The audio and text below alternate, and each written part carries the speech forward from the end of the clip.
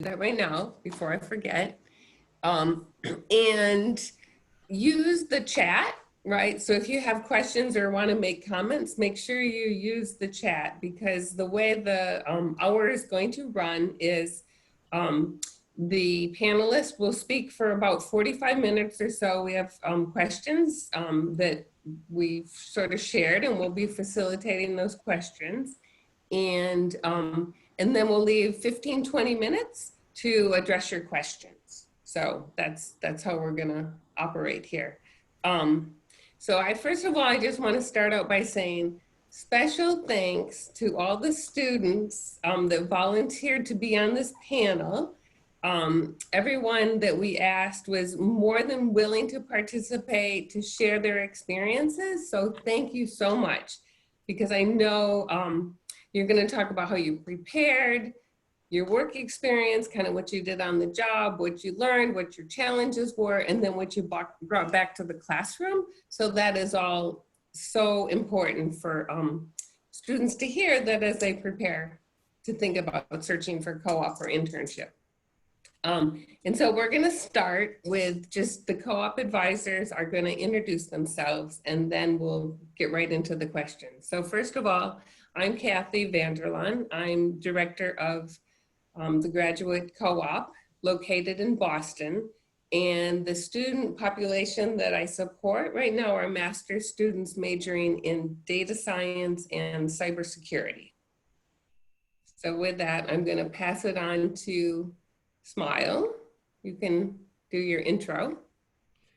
Hi everyone, my name is Smaj Cengic and I'm Associate Co-op Coordinator, and I primarily working with computer science students, artificial intelligence, robotics, and health informatics. And I'm glad to see you and hope that we will have a very good and productive session today. And the next one is Paco. Had myself muted for a second. Hi, I'm Paco Mesch. I am the co-op coordinator out of the Seattle campus. I work with Laan students as well as direct entry students. And I also assist with the Bay Area campuses and with the Vancouver campuses when they need a little extra lifting on their end. But great to see everybody here. And Ethan, you're up. Hi, everyone. I'm Ethan Selinger, co-op advisor here located in Boston. Primarily work with Laan students in Boston, and like Paco, also help out with Silicon Valley, San Francisco, Laan students as well. Great, thank you. Okay, so next we're going to have the students, the panelists, introduce themselves. So Akriti, I'll start with you. So basically, if you could just say your name, your major, what campus you attend. This is going to be a lot. I'll repeat it if you're the employer you're working for or worked for, what your position title is, okay, and months on assignment. That's a mouthful. Sounds good. Hi, everyone. My name is Akriti. I started as an Laan student in the Seattle campus, so Laan MS in computer science. I finished my spring internship, so that was from January through April at Microsoft, and I was an applied science intern with Bing Maps, and I am currently a software engineer intern at Flatiron Health. I started June 3rd, and I'm here until August. I think I got all of it. You did. Good job. Great. How about Parth? Tell us about yourself. Yeah. My name is Parth Bhavsar. I'm doing my master's in cybersecurity. I'm located in Boston. I'm doing my co-op at Partners Healthcare, which will now be rebranded as Mass General Brigham, but I'll stick to Partners Healthcare for now. I started in January. My co-op is till August. So I'm in my 6th month right now. I'm working as an information security intern there, yeah. Okay, good, nice, thank you. Camellia. Hi everyone, this is Camellia. So I am majoring in data science at Northeastern's Boston campus. I interned with Fidelity Investments here in Boston itself from June to December last year. So that's for 6 months. And my position was as co-op technical. So it was like a mixed role where I worked both on the backend side and also on a little bit on the machine learning side. Great, thank you. And Sujal. Yeah, hi everyone. My name is Sujil Shah, and I am majoring in computer science.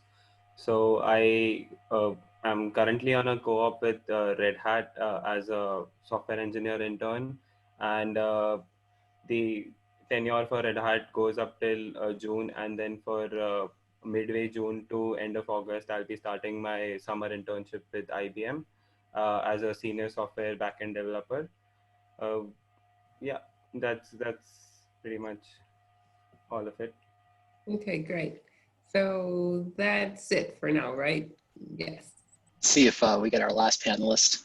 Okay, we can join in. I'll let you know when he joins in. Yeah. So I'm just going to start with the first question, and I'll start with you, Sujal. So this is the question for all the panelists. So talk a little bit about how you prepared for your search for co-op or internship.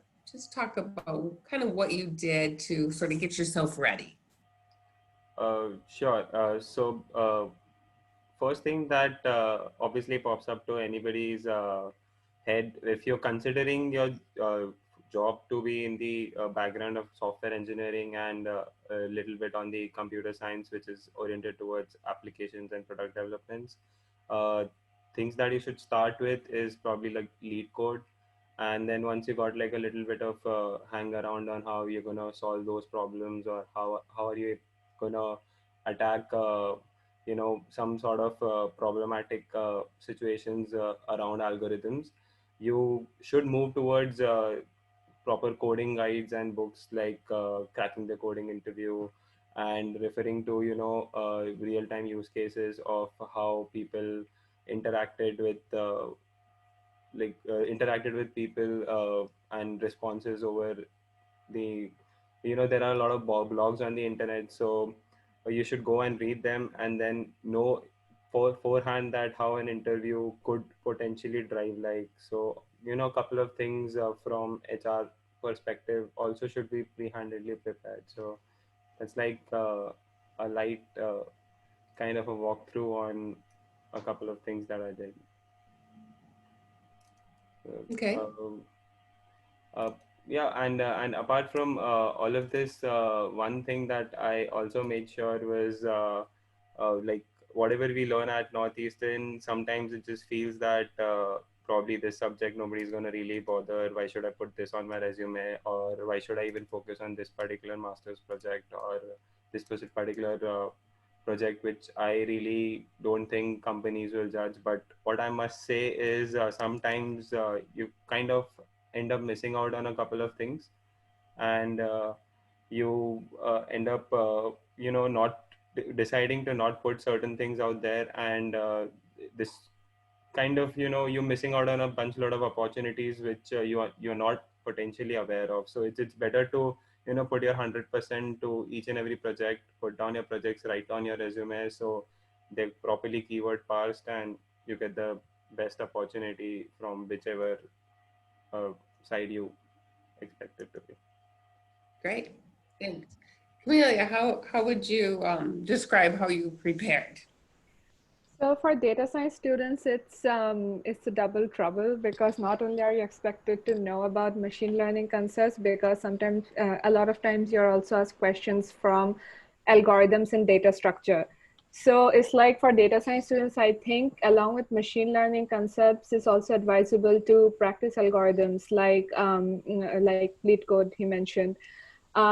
And also data science roles can be very different. Like some data science roles are focused more on the statistics side, where you'll have to do hypothesis testing, A/B testing, and so on. In some other data scientist roles, it will be more on the data analysis side.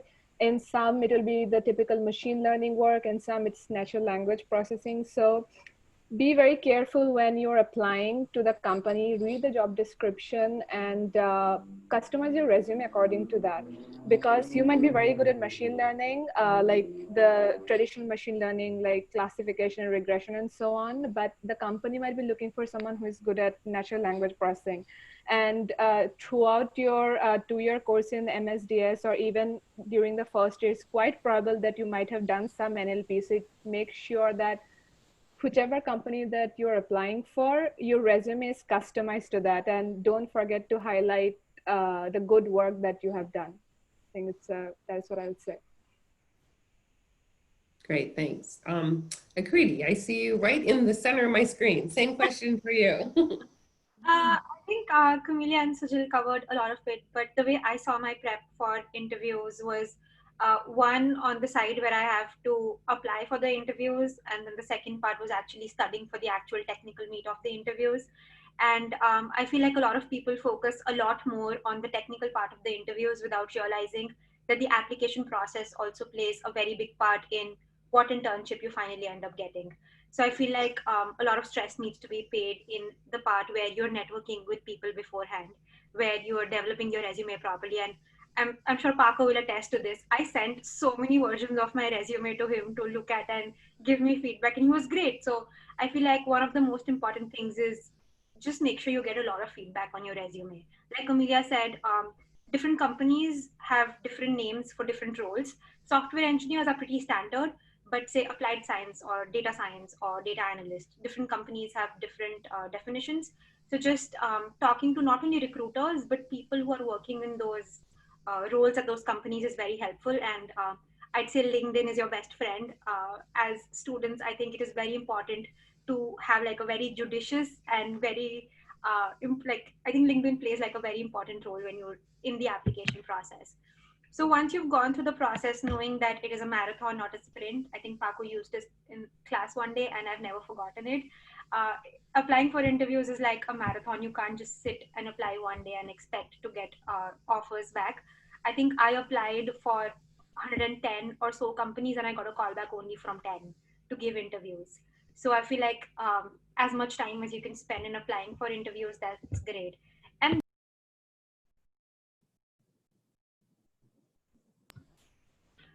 so as far as preparing for software engineering roles is concerned, as Sujal said, lead code is definitely one of the most important things. I wouldn't call it lead code because different people have different ways of preparing for algorithms questions, but I think like a definite chunk of software engineering interviews come with data structures and algorithms questions. Depending on which company you're going to, you might also have maybe system design or object-oriented design kind of questions. So this again depends on you being able to communicate with your recruiter and being able to look at the job description properly to understand what they're expecting from you in that interview and then prepare accordingly. So I think I would put a lot of stress on the research that actually goes into applying for a role and studying for the role rather than being blindsided by just doing something as an open umbrella for all of the things that you're applying for. Thank you. Well said. Thank you. Parth, tell us about preparing for a cyber position. Sure. So as Akriti said, the process before you actually get the call, like it's a lengthy process. You have to put a lot of effort into it. So in cybersecurity, there are like multiple parts.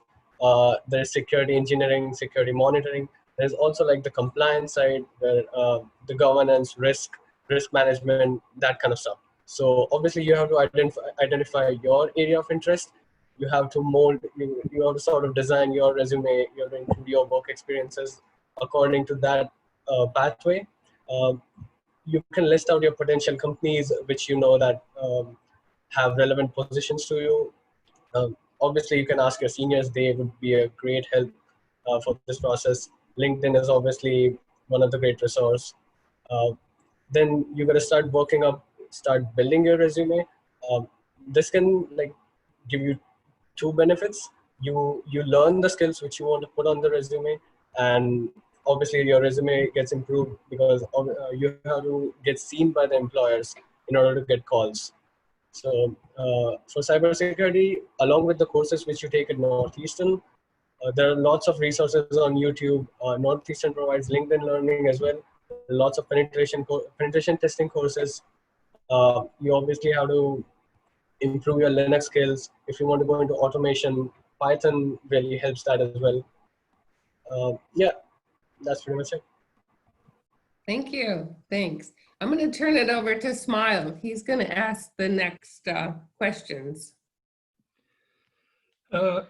I wanna also welcome all of you who came late and move to the next question, which is, now that we know how you prepared, tell us briefly, what is your biggest challenge that you faced and what did you do to overcome it? So let's start now from Camellia. Biggest challenge, I would say, I think for most of the data science students, it would be formulating the problem. It's because most of the projects that we do in the class is generally the problem is really well structured. To begin with, you have a problem. You know what your problem statement is, that you want to classify this or you want to predict this feature. But I think when you actually become part of a team, you have a business problem to solve. And coming to the place that, you know, where you actually have a structure of the problem that you want to solve, and you know which data set to use, or you might even have to gather the data from scratch. So I think that is one of the biggest challenges that I faced. And this is the first time I was doing it, because like I know what the business problem is, but now I have to prepare the data science problem for that. But I had a really helpful team, and one of my supervisors, he was a PhD in data science. He was a PhD in math. So he really showed me, you know, how you can start formulating a business problem into a data science problem. So I think it's really important to, you know, talk to people a lot. And I think communication solves like 90% of your problems in any corporate setting. Thank you, Camellia. Parth, what do you think? Yeah.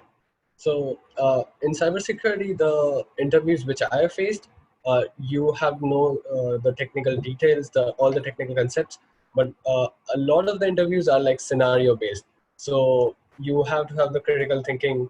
When you study, you gotta see the concepts in, like, you gotta think that how this could be used in a real life scenario, or how would a company which would have assets to protect, or which is like attacking other companies, how would they use such concepts? How would something can be broken on the attacking side?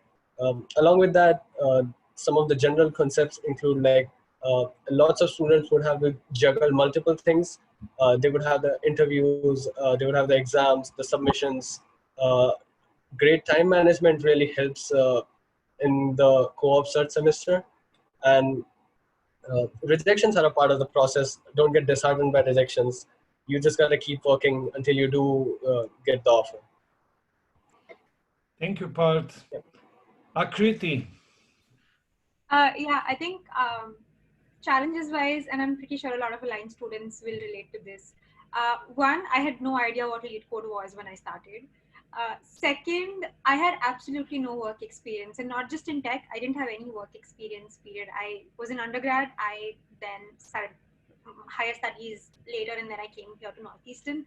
So I felt like those were two big blockers for me, because one, I knew that knowing algorithms and data structures was very important for the interviews. And second, I'm going to be competing for the same role with people who already have a lot of work experience, either because they did like a bachelor's in computer science that had some work experience, or they had some internship experience in their bachelor's, and I had none of that. So to combat that, I think the first part was actually pretty easy, where I had to study data structures and algorithms. Our professor in the Seattle campus was great, so I didn't really have to do a lot of stuff outside of school. I studied algorithms mostly in school, but then I did do a lot of practice on lead code. I think lead code, I'm one of the people who's pro lead code. I know a lot of people are not, but I really enjoy doing it. And I think it gave me a lot of confidence, not just for the interviews, but also as practice to understand the data structures and algorithms better. For the second part, where I did not have any work experience, I think doing a lot of projects helped. I had a very clear picture in my mind about the kind of work that I wanted to do eventually, which I know there are a lot of people don't when they start, and even I didn't. But this is again where talking to a lot of people and networking is important, because that's going to help you understand what different people do in their jobs on an everyday basis. So once I had a clear picture in my mind, I tried to structure the projects that I was doing, not just in class but also outside class, were structured in such a way that they would overshadow my lack of experience and help me build skills that would hopefully the recruiter would like or the interviewers would like. So I think those are the two main challenges I faced. Thank you, Akriti. Sujil. Yeah, so like mostly like almost every challenge everybody has already like kind of taken a call at. But what I would like to add is definitely when it comes to software engineering, the stream is quite wide and there are a bunch of options that are available when it comes to applying. So one of these primary challenges that I faced was not knowing, is this the position that I should be applying, this the position I shouldn't be applying. A lot of people are confused, they want to do back end, they want to do front end. A lot of people are confused if they want to move to the cloud side. So being like a software engineer, there's like separate spheres, and it's not a good idea to bounce around spheres, do your co-ops in a different angle and have your full times planned in a different orientation. If you want to stick to a sphere, it's probably the best way to go. And the challenge is deciding the sphere. So basically, you just have to take a conscious call on what you like, what you're not, and just believe in getting that skill to the best possible level. So yeah. Yeah, thank you, Sujil. I'm really so glad to have a chance to hear all four of you with your different majors, how these things works. And I can only say one thing, that I think one Bosnian proverb says, every day in every way I'm making some progress. And I think key word in this, it's some progress. And I think that will take you far. So then we are moving now from challenges to a little bit more funny or fun questions. So the question is, describe the most rewarding aspects of your work experience. And we're gonna start with Parth. All right. So co-op is like really different from your academic experience.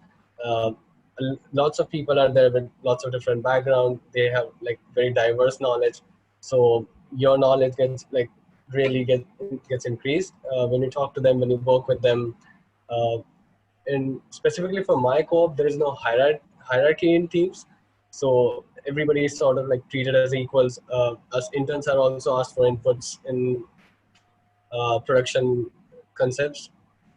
My manager has become my mentor, so that's really a good thing.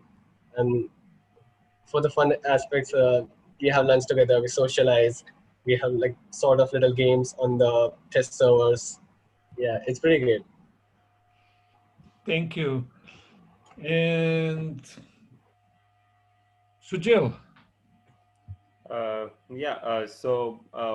For me, like I'm working at Red Hat. So uh, like just to begin with, the company is doing quite well, and it has a lot of perks around at the office, and you get to learn something that is beyond the general software architecture space.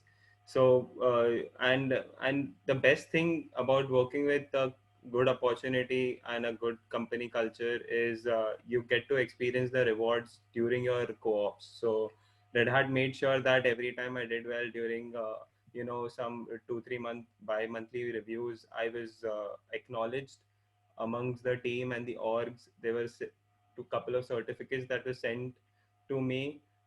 These were linked to Red Hat rewards. So having these kind of fills me up with a lot of pride that such moments during your co-ops kind of brings out the best and wants you to put out the best for the future as well. So despite other pandemic hits in, Red Hat like just sends you like a box of goodies of like Red Hat swag all the time.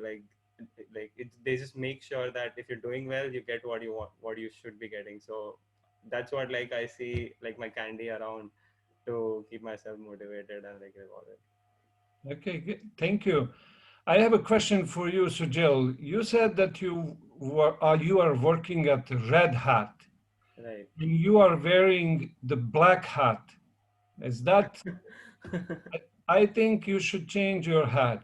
It is Red Hat on it. Yeah. Okay, Camellia. Makes sense. Yeah, I think what I wanted to say has mostly already been covered by Sujil and Parth, but I would just like to add on to that. So my office is like right next to South Station in Boston downtown. So people who are not aware of Boston yet, it's like one of the most fun places in Boston. You have all these restaurants, you have all these great coffee places, and and the area is pretty nice too. So like from my cubicle, I could see the Tea Party Museum and the Harbor Point.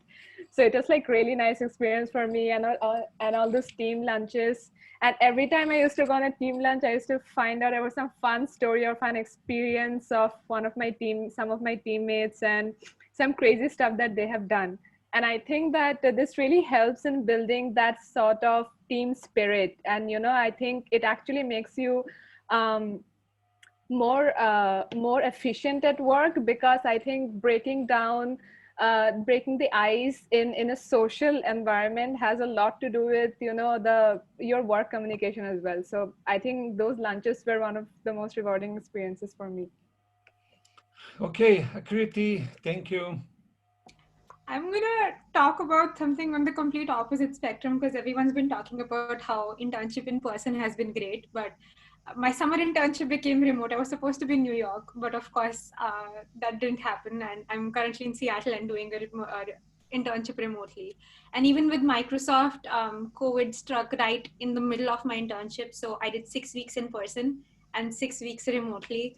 So I did not get to experience a lot of in-person collaboration or in-person interaction with everyone. But I definitely think things like Zoom or like Microsoft Teams are great, because you can see people and it still feels like you're working together. In terms of the most rewarding experience that I had at Microsoft would definitely have to be around, so like I said, I was an applied science intern, and it was mostly related to do with, I had to build a machine learning model for one of the services that Microsoft wanted to offer. So in those 12 weeks, I only had the time to build the model, tune the model, and demo it. And at the end of the internship, I was supposed to give a presentation to the CVP at Microsoft, and she loved it. So I think around 3 weeks back, my manager messaged me that they really liked the model and did some further analysis on it, and it's ready to go into production. So even though everything in the end became remote, it was really nice to know that some work that I had done for a big company like Microsoft was actually going into production, and millions of customers are potentially going to be using it. So I think that was definitely very rewarding. At Flatiron, again, I feel like everything's remote, so I can't really speak a lot about office culture and people that I'm meeting or whatever. But in general, I feel, again, the work that I'm doing, Flatiron Health, for those of you who don't know about it, builds software for cancer research. So our clients are big pharmaceutical companies who are building clinical trials for drug research. And my team specifically builds all of that data and transfers it to them. So I'm going to be working on a project that's going to make this process more efficient. So just feel like in terms of the work that I'm going to be doing, I feel like as a software engineer, the amount of impact that you can have is so much more than you think you can. And I think that's definitely one of the most rewarding aspects of working as a software engineer or in this field. Thank you, Akriti, and all of you. I think this is a really helpful, I think, for the students to hear. And it's really helpful for me, to be honest with you. I worked with you for some time, but it's amazing to hear this story. So now go back to a little bit more serious things. So describe what kind of challenges you face at work, and what did you do to overcome it? So we'll start now with Camellia. So one of the biggest challenges that I faced at work was again design related. I was charged with coming up with a plan for a database. So we're going to move our database from Redis to another SQL based database. So, and if any of you have worked on it, you might know that charting out your initial table structure is like very difficult. You need to have a good knowledge of the business, and obviously I was just a new intern and I had no idea about what the business is. So I made a design, and every week we would have meetings. Every week the data structure would get changed. Every week I have to write new script to move some data from some table and so on. At one point my manager told me, I know that this seems annoying, but that is how design works in like every company that you would see. Like when you just start off with something, you'll probably be changing it again and again and again. And I think the 6 months that I was there, I think every month we had some major changes, but towards the end it was kind of stable, and we're only having changes in each of the tables and not like a structural change. So yeah, I think that is one of the challenges that I faced. Good, thank you. Now let's go to Akriti. I think I faced two major challenges. The first was definitely trying to figure out deadlines. Like I said, it was my first work experience. So when you're in school, deadlines are given to you that your assignment is due at the end of the week, or you have a midterm after 2 months, or you have a final exam at the end of 3 months, or like whatever. But when you get into the workforce, no one tells you what the deadline is. You'll have like a big picture deadline, but you're supposed to break up your project on your own and give deadlines on your own. And it is very easy to underestimate how much time you're going to take. And I think my manager at Microsoft was amazing. Like in our one-on-ones, she was very open about the things that I should learn while I'm at Microsoft, not just the technical aspect, but also personal growth or professional growth. And one of the things that has stuck with me still is that as a software engineer or as an applied scientist, you're always going to underestimate the amount of time you're going to take to work on a project. Always put in a buffer of like 2 days, 3 days, because you don't know what your work is going to get blocked by. Because if someone else might be working on something and your work might get blocked because of that. So never underestimate, always overestimate how much time you're going to give for a project. And I think the other challenge that I definitely faced was just learning how to communicate. I think it's very easy to, I think Camellia was talking about it earlier, that communication is probably one of the best things that you can do to avoid any conflicts. And if you're stuck somewhere, get feedback as soon as possible. I feel like it's so easy to feel scared that, oh my God, what is my manager going to think of me? Oh my God, what are my coworkers going to think of me? But they don't think anything about you. All they're there to do is help you. So just try and get feedback as soon as possible. And I think that's the way to go. I learned it the hard way, but it's helping me in my second internship. And I hope everyone who's here can start it from their first internship itself. Yeah, exactly. Feedback is the gift, and that's how everybody should take it. Okay, so Jill.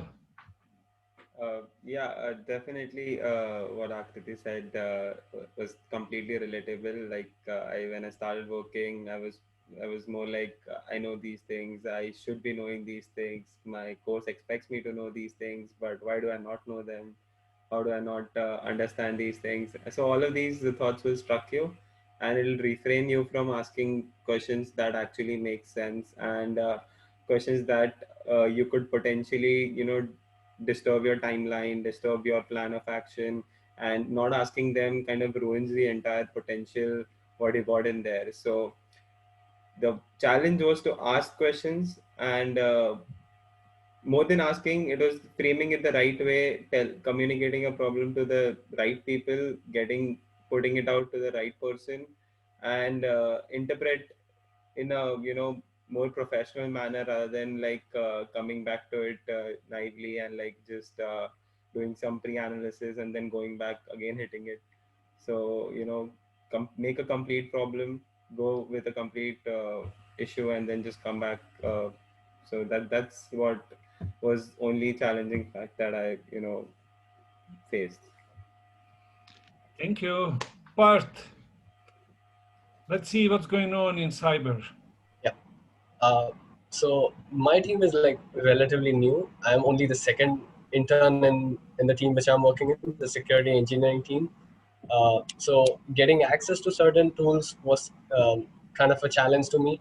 Like they were kind of hesitant on giving me access because I was an intern, and like they didn't fully trust me with those systems or the tools, because those tools can really affect real users or their machines in sort of an irreversible way, or like there could be some confidential information involved. So a lot of the stuff just ties in with each other. You gotta show the skills that you are proficient in, and you gotta show that you are responsible enough to handle those tools very well. That's how I gained the access of certain tools which I needed. Uh, yeah. Another one of the challenge was, it was a project, automation project which I was working on, but uh, I wasn't starting it from scratch.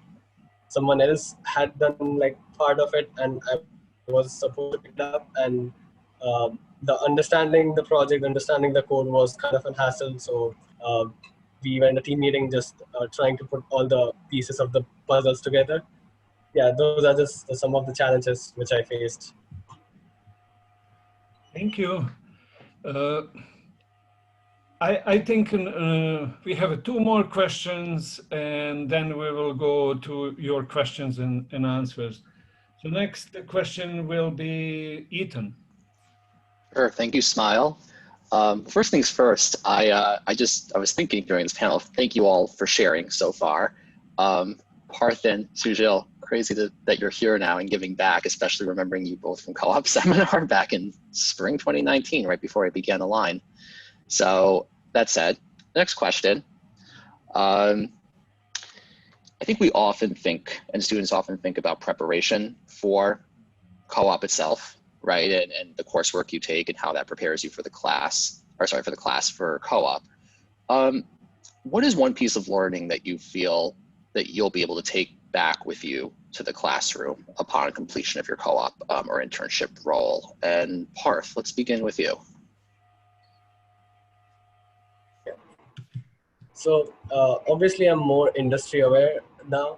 I think of certain concepts and tools in such a way that, oh, how this would be used in the industry, or how would a company use it.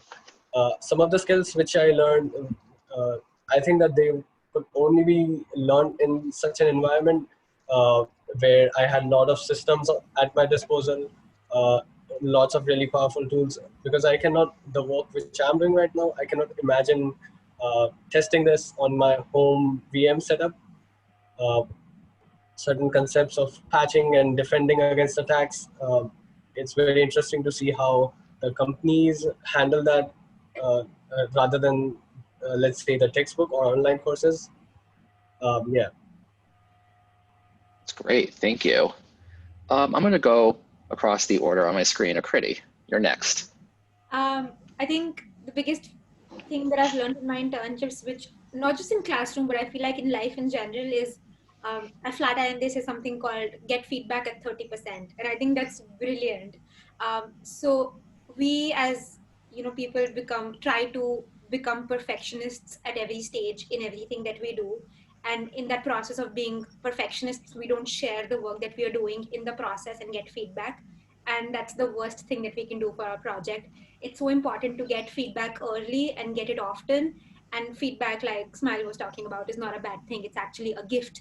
So we should use it as such. So we say get feedback at 30%. So I think I definitely want to imbibe that concept. And in anything that I'm doing, I'd rather get feedback more often and quickly so that I can reiterate and change the things that I'm not doing properly and do them better. And I think that can be applied to everything in life. And I think that's beautiful. So definitely that. Get feedback at 30%. Awesome, thank you so much for sharing. Camellia, you're up. Actually, what Akriti said is like a really good point. Even I would stress on feedback a lot. It's really important. And one thing other than that, I think I understood the importance of having a minimum viable product for your project. So before my co-op, any problem that I would do, I'd just like, train a model and, give the predictions and find the accuracy of the model and so on. but I never thought of it this way, that, you know, how a person who has no idea about what I do, how will they use my product, or how will they use anything that I have learned. So one thing that I learned from my co-op was that whatever you work on should have some sort of interface, or should have some sort of way that you can communicate it to other people. So what I do right now, if I have to do a project in 4 weeks, I plan to finish the technical part in 2 weeks. And after that, in the remaining 2 weeks, probably write documentation and build some sort of basic UI on top of it, like something really basic, even if it is just HTML and CSS, but an interface for other people, or people who are not familiar with running models on their system, to just use my product somewhere and understand that what I actually did. Great, thank you for sharing. And Sujal. Yeah, so one thing that I would correlate is like what Camellia said, that you know, projects are more of a professional kind of a outlook that you get towards putting your work out there. So when you work on commercial projects and you see that these projects are getting so much exposure, so many different clients, so many more. It's much more than an academic project, but what you learn on the parallel is that the fact that every project has certain selling points, and it's important for you to, even if it's your academic project, to have those brownie selling points out there. So like what the example that you gave was having a UI. Maybe it's not the core of the product, maybe it really doesn't, you know, make a difference, but you know, it's just a good selling point to have. It's got just a good thing that will get customers. So have that, those segments pops in, like the commercial part to the academic project sits in. So that's what my take on this is. Great, thank you for sharing. Yeah, there's so many connections, right? And it's really amazing to hear how you've been all benefited throughout this panel and through this question, and how this is going to influence you coming back to campus. Paco is going to ask our final question before Q&A. All right, so what advice would you give students who are maybe switching careers and may be completely intimidated about how this process can work? So what would you tell a starting student on that? And I'll start with Akriti. Akriti, please. I said this in my first answer, and I'm going to say it again. I think interviewing is a marathon. It is not a sprint. It is difficult, and it's difficult for all of us. All of us go through the same phases of, oh my God, should I even be doing this? Oh my God, I can't do this. Oh my God, I'm going to quit. This is not for me. And if you're going through any of these phases, it's not just you, it's all of us. And trust me when I say it will pass, because it does. The other thing I'm going to say is it's very important to have like a good support system. I'm going to name her Nancy. I think she's on this call. She was my batchmate as an aligned student, and we did so many like interview prep sessions together. Like, not like we didn't interview each other, but you know, we would always talking about, what are you working on? This is the interview I'm giving. I feel like as students, there's this competitive nature in people, and they don't really want to discuss the companies that they're applying for, or the interviews that they're getting, or what kind of questions that they're getting. And one thing you need to know is there's enough place for all of us in the tech industry.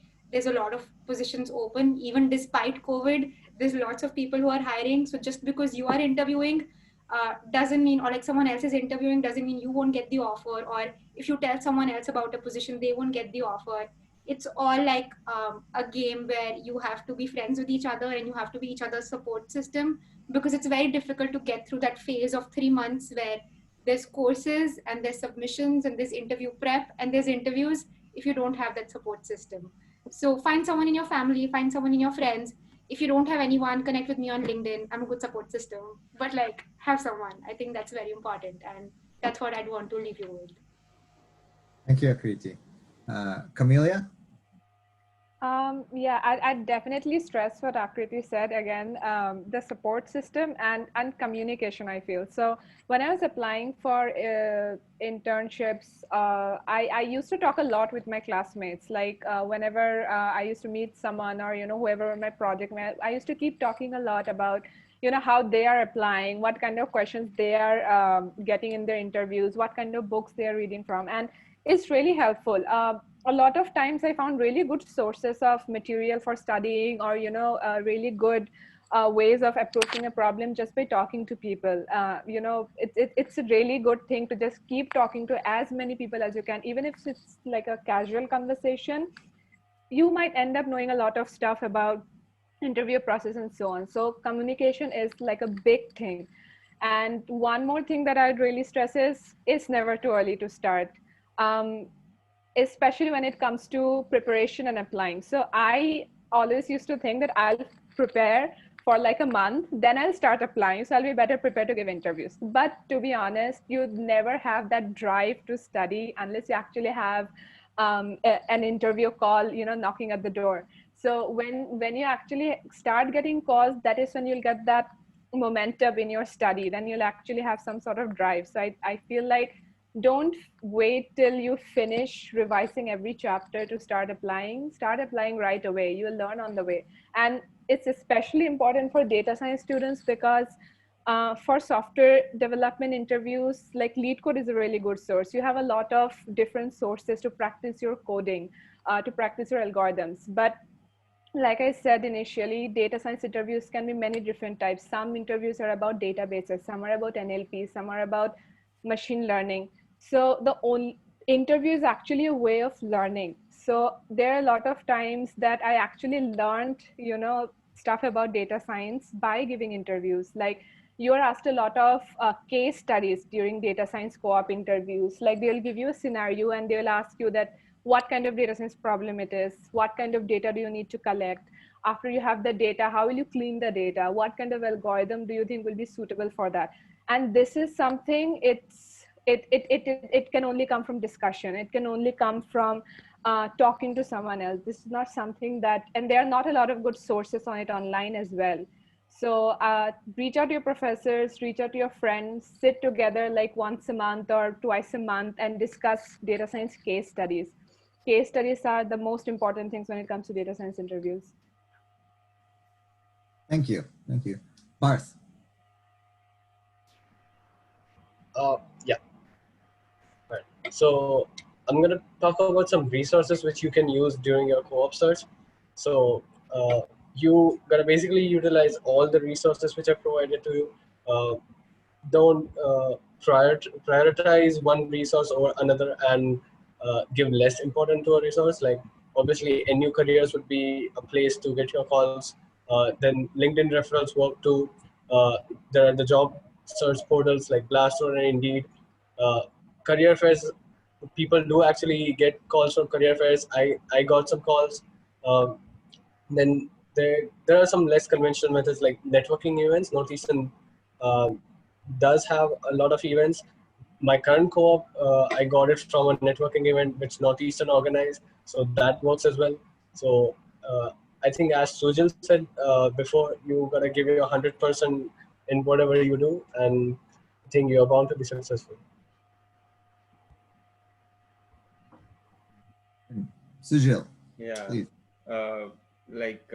Most of these things are covered, but I would like to emphasize that yes, being aligned doesn't actually give you like an edge when you decide to drift careers and when you want to compete with people who have 2 years of experience. But on the contrary, I would like to stress on the fact that software engineering is such a wide space, and there are so many jobs, and there are so many different starting points uh, professionally as well as academically, that the career path is very easy to achieve. Like it's not that difficult. It seems to be like difficult in the start when all the code looks intimidating and none of this makes sense. But trust me, it's just the beginning that looks scary, but once you are into it, you're just gonna love it. So just fall for it, kind of. Thank you, panelists, for answering that question. So I think we're going to move into the last phase of our panel today, where the students get to ask some questions, and there are already a few that have been coming through in the chat. Ethan, do you want to get us started?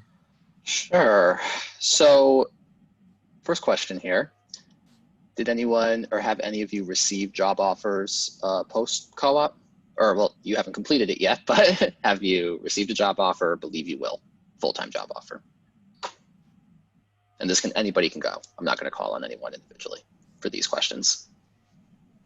I mean, Yes. mine is Cool. under review. I think I would definitely like to add something here. One, during the interviews, I feel like everyone just wants to clear the interview. That if I've gotten the interview, I just want to do well enough to clear it and get an offer. The only learning that I had in my interview process was that you don't just want to clear it. If you have gotten the interview, you want to excel in that interview, just because you get a lot of negotiating power. I try not making such comments when there are so many people, but since it's all Huskies or future Huskies, I'm going to make this comment. You want to have that negotiating power once you get the offer, because one, you'll be able to choose the kind of team that you'll be able to intern in, and it's going to roll over to even when you're doing your internship. Don't just focus on getting done with the internship. You want to do really well at your internship just so you can have the negotiating power once you're done with the internship. The offer that I got from Microsoft, I'm a new grad without any experience, but I was able to negotiate the level at which I'm going to join Microsoft just because I put in that effort during my time at Microsoft. So it's 3 months of the internship or 6 months of the co-op. You're only going to learn. It's only going to work in your favor once it gets done. So if you have to push through a little more, and trust me, preparing for the interviews is a lot more difficult than actually doing the co-op is. So just push like a little harder, and you're going to get it. It's all good. I think, was anyone else jumping in on that? Just want to make sure. I thought I heard another voice. Okay, so Akriti, when did you begin the program? Because you're an Laan student. Did you begin in spring? No, I started fall 2018. Okay, so someone was going to ask if that affected the timing of getting a co-op. I'm going to answer that quickly and say it doesn't. Well, no, it really doesn't. It doesn't, as in I had a couple of batchmates who started like spring 2019, so the semester right after mine, and all of them actually, not all of them, but a lot of them did a co-op while I was doing a co-op in the spring this year. So I don't think that should be a thing to worry about. Okay. Let's jump to this next one. We only have a few minutes, so Paco and I do want to get through as many of these as possible too. So this one's really for Parth as a cyber student. For cybersecurity, what kind of specific courses and skills are required? Or what have you noticed really from your coursework and the skills you've had to utilize in the workplace? So coding skill is definitely required, or there are some positions which do not require coding, but trust me, coding can get you like really far. Linux is a good skill. If you have some scripting knowledge, networking knowledge, all of this like ties in together. These are some of the skills which are required in cybersecurity. Perfect, thank you. Really good question here about projects. Obviously, you know about academic projects and the work that you have to do in the classroom, but do any of you have suggestions for seeking out projects to participate in? So I think we're thinking more personal projects or anything that's not course related. I like to add here. So one thing that I learned importance was going to Red Hat was contributing to open source repositories. It actually doesn't make a lot of sense while you are studying and you are not able to give that much of time. But what I want to emphasize is rather than having a only academically oriented project and a CV, if you start contributing to open source, it just shows the potential that if a product is live, active and running, a bunch of people are contributing, you have the potential to jump on a running train, start contributing code and prove yourself. So basically it's just like a certificate that you can do well when you actually join a company. So a lot of these companies secretly monitor you, or check out your GitHub accounts. They see what are you actually working on, do you have any voice on the internet. Maybe they just don't call it out loud, but I surely believe they do. Perfect, thank you. Another question that was asked, in your interviews, did you get to present or explain the code you'd written before? So sort of like an artist would present their art portfolio. I'd like to go ahead and answer that. Not code per se, but you might be asked about the architecture of your problem, because in an interview, there is not a lot of time to explain the code per se, but yeah, definitely, like for data science, especially how you clean the data is like a very, very frequent question in interviews. I think I was asked it in almost all my interviews, like they would pick up some project from your resume and ask that, what was the data set? How did you do the data cleaning? How did you handle missing data? So data pre-processing is something that you'll do in most of your projects, and you're going to be asked a lot about that. And they will also probably ask you that what kind of libraries you used and why you used this library and so on.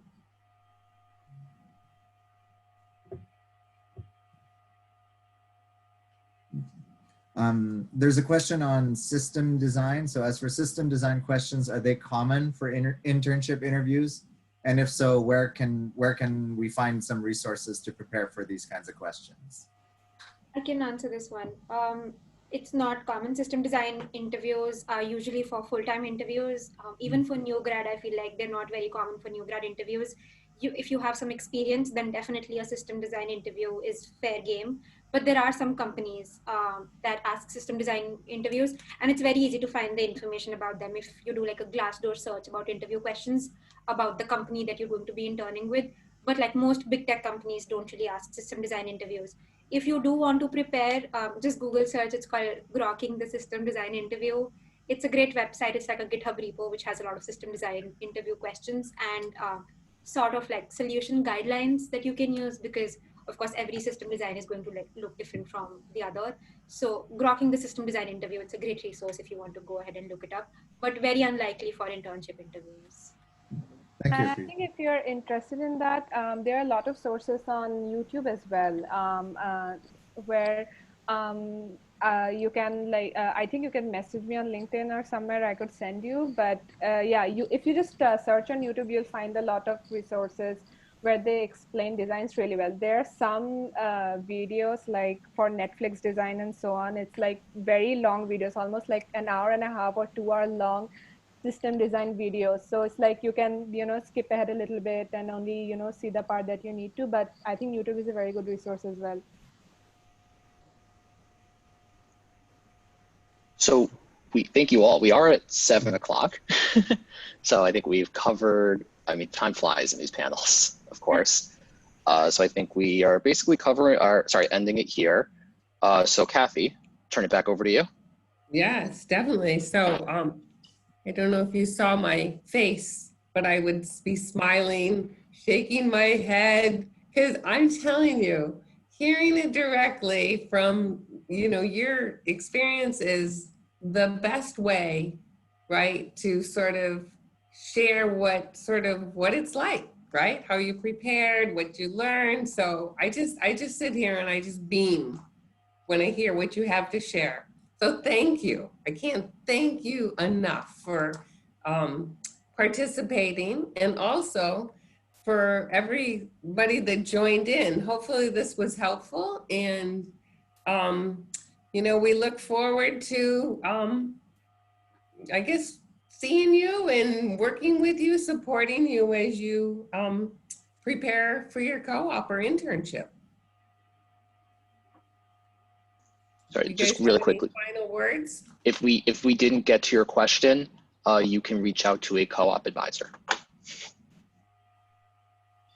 I want to just at the end to introduce you to one more concept. We were talking about feedback. Feedback is something that you're working on and you're asking, how did you do, which is a kind of past tense. But if you, the other concept is when you find out that you're missing something, it's helpful, but sometimes it's really difficult to move on to do something because it's hard. So in that sense, the concept that I would like to introduce you to, it's called feed forward.